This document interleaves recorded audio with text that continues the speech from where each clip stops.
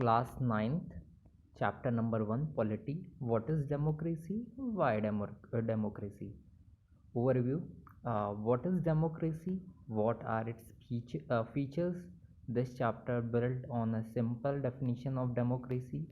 Step by step, we work out the meaning of term involved in this definition. The aim here is to understand clearly the bare minimum features of a democratic form of government. After going through this chapter, we should be able to distinguish a democratic form of government and from non-democratic government. Toward the end of chapter, we step beyond this minimal objective and introduce a broader idea of democracy. Uh, Democracy is the most prevalent form of government in the world today, and it expanding to more countries. But why it is so? Is it so? What make it better than other form of government?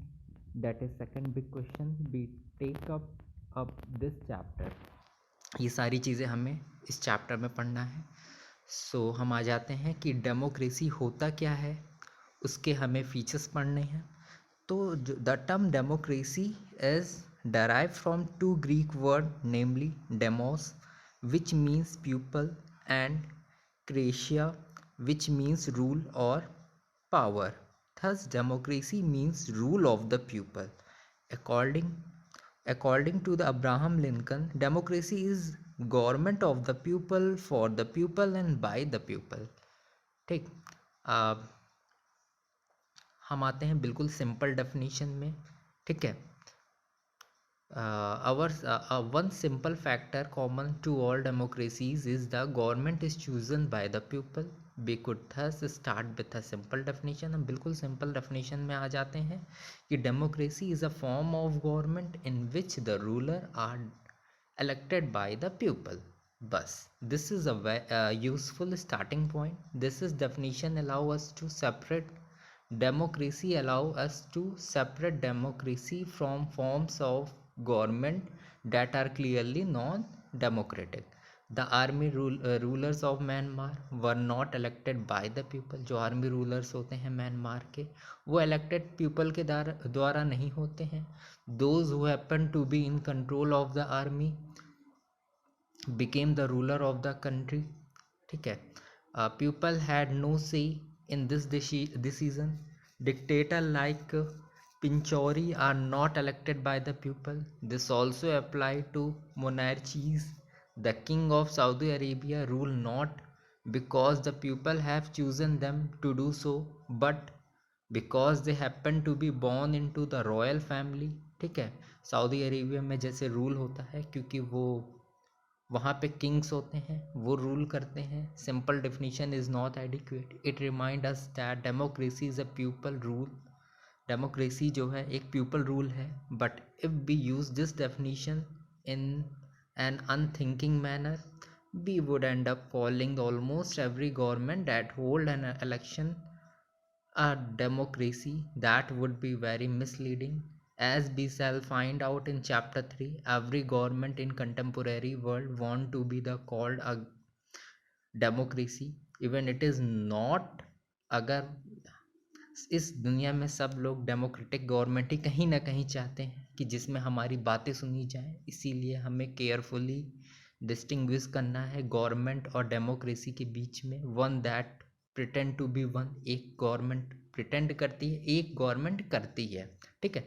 We can do so by understanding each word in this definition carefully and spelling out the features of democratic government. ठीक है. अब features क्या होते हैं democratic government के? Rulers elected by the people take all the major decision. इसमें जो है रूलर्स हैं, उसमें जो है जैसे democracy is a form of government in which the ruler are elected by the people. और इसमें बहुत सारे क्वेश्चंस ऐसे हैं जो हमें रेज करने चाहिए. और इसका फीचर्स ये होता है कि जो रूलर्स होते हैं वो पीपल के द्वारा सेलेक्ट किए जाते हैं. Election offer a choice and fair opportunity to the people to change the current rules. This choice and opportunity is available to all the people. ये चॉइसेस अपॉर्चुनिटी जो है सारे लोगों को होती है। इसमें होता ये है, इलेक्शन ऑफर किया जाता है कि आप करंट जो है रूलर को चेंज कर सकते हैं। इसमें ऐसा भी होता है कि आप इक्वल बेसिस में सारी चीज़ें करते हैं, आपकी चॉइसेस होते हैं, आपको इक्वल अपॉर्चुनिटी मिलती है। The exercise of this choice led to a government limited by basic rule of the constitution. इसमें गवर्नमेंट बेसिक रूल से लिमिटेड होती है और सिटीज़न को राइट होता है वोट देने का। ठीक है। अब मेजर डिसीजन क्या होता है इलेक्टेड लीडर का पाकिस्तान में? जैसे in Pakistan general Pervez Musharraf a military cop in October 1990, he overthrew a democratic elected government and declared himself the chief executive of the country. Later, he changed his designation to president.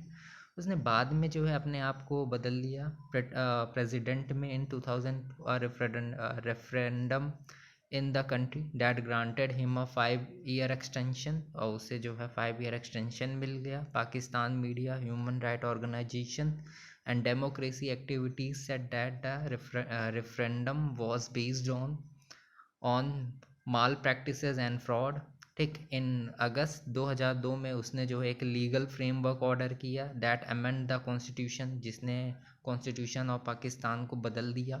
According उस order के हिसाब से जो president था वो national और provisional assembly को dismiss कर सकता है। The work of the civilian cabinet is supervised by a national security council which is dominated by military जो है ऑफिसर के द्वारा डोमिनेटेड की जाएगी। आफ्टर इस लॉ के पास होने से इलेक्शन जो है वो नेशनल और प्रोविजनल असेंबलीज में होने लगे। पाकिस्तान में भी इलेक्शंस होने लगे। इलेक्शन जो है रिप्रेजेंट करता था सम पावर, कुछ ही पावर को रिप्रेजेंट करता था। फाइनल पावर जो थी वो मिलिट्री ऑफिसर्स के पास थी और या तो मुशर्रफ के पास थी। ठीक है। Clearly there are many reasons why Pakistan under general Musharraf should not be called a democracy, but let us focus on one of these. Can we say that rulers are elected by the people in many in Pakistan? Not quite. People may have elected their representative to the national and provisional assemblies, but those elected representative were not really rulers। ठीक है।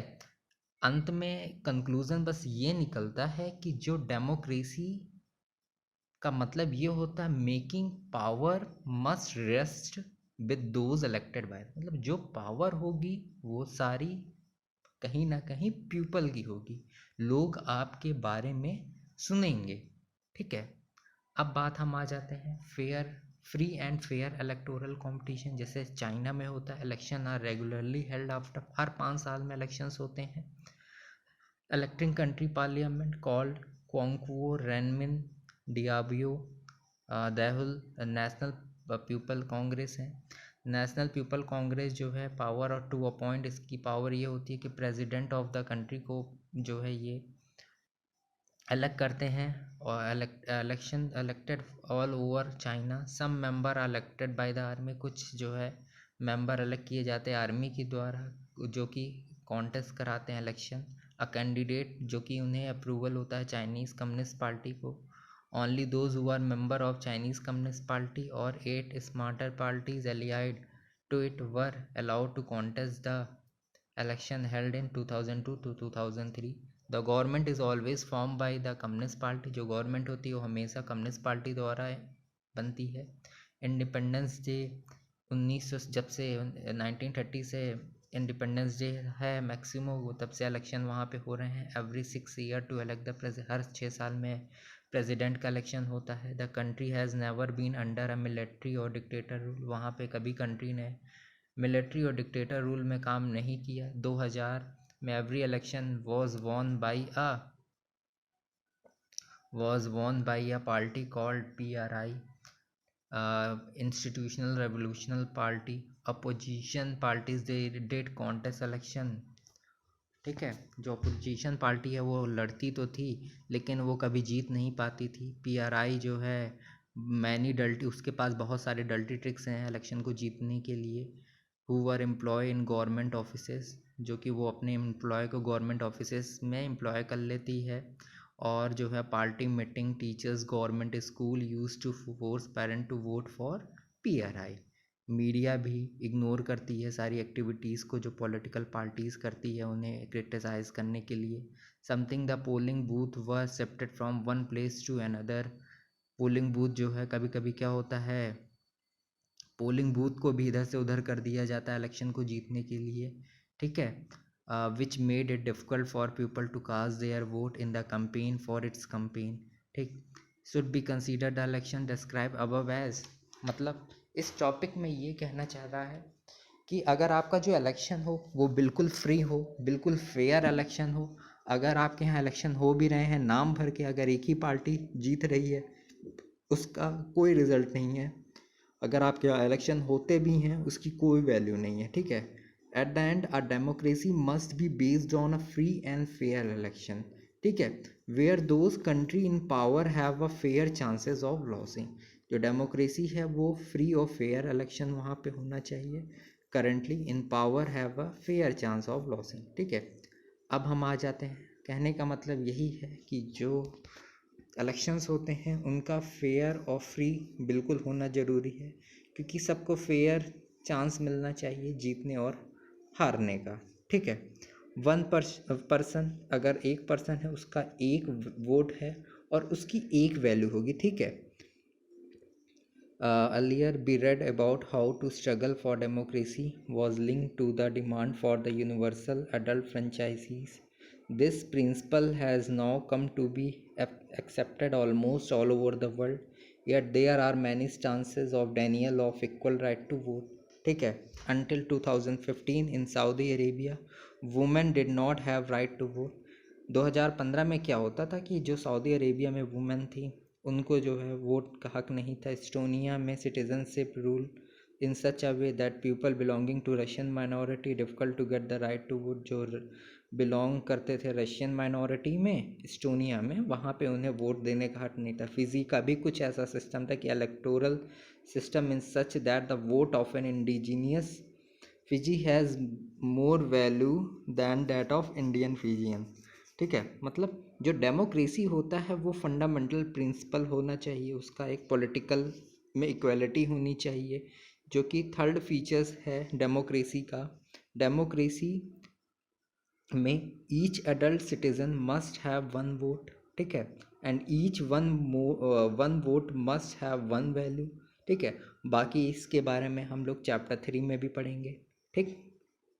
अब हम आ जाते हैं rule of law and respect for right. Zimbabwe attain independence from white minority rule in 1980, ठीक है।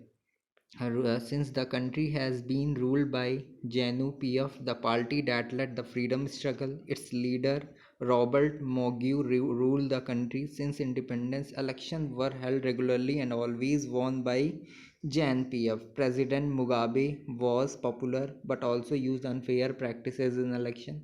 जो प्रेसिडेंट मुगाबे था वो बहुत पॉपुलर थे क्योंकि जो है इलेक्शन को अनफेयर वे में प्रैक्टिस कराने में।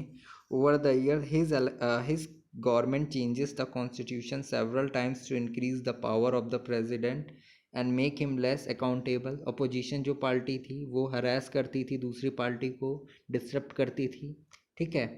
पब्लिक प्रोटेस्ट जो है डिमॉन्स्ट्रेट करते थे against the government were declared illegal, ठीक है। There was a law that limited the right to criticise the, वो लॉ बनाया गया कि आपको जो है लॉ बनाया गया क्रिटिसाइज जो है प्रेसिडेंट को करने के लिए, ठीक है, लिमिट करने के लिए कि आप जो है लिमिट, आपको लिमिटेशन में रहिए। टेलीविज़न एंड रेडियो जो है कंट्रोल किए जाते हैं गवर्नमेंट के द्वारा। And gave only the ruling party version. There were independent newspaper but the government harass those journalist.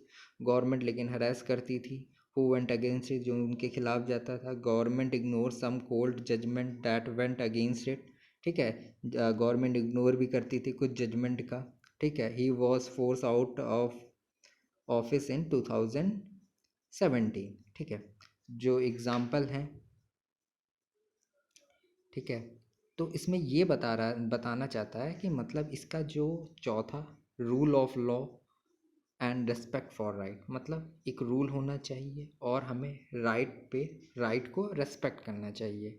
ठीक है, जो both this aspect give us fourth and final features of democracy. जो डेमोक्रेसी गवर्नमेंट है वो एक limited constitutional law और citizen के लिए जो है होनी चाहिए, कि उनके लिए भी एक लिमिट सेट होनी चाहिए। कॉन्स्टिट्यूशन ऐसा बनाना है कि सारे लोगों को इक्वल अपॉर्चुनिटी भी मिले और उनके लिए एक लिमिटेड रूल्स हो कि उसका वो फ़ायदा ना उठा पाए। और सिटीज़न के साथ भी ऐसा होना चाहिए कि उनके लिए सारी चीज़ें एक लिमिटेड में हों। ठीक है, सो ये पार्ट 1 था। अब पार्ट 2 में हम चीज़ें पढ़ेंगे। ठीक है।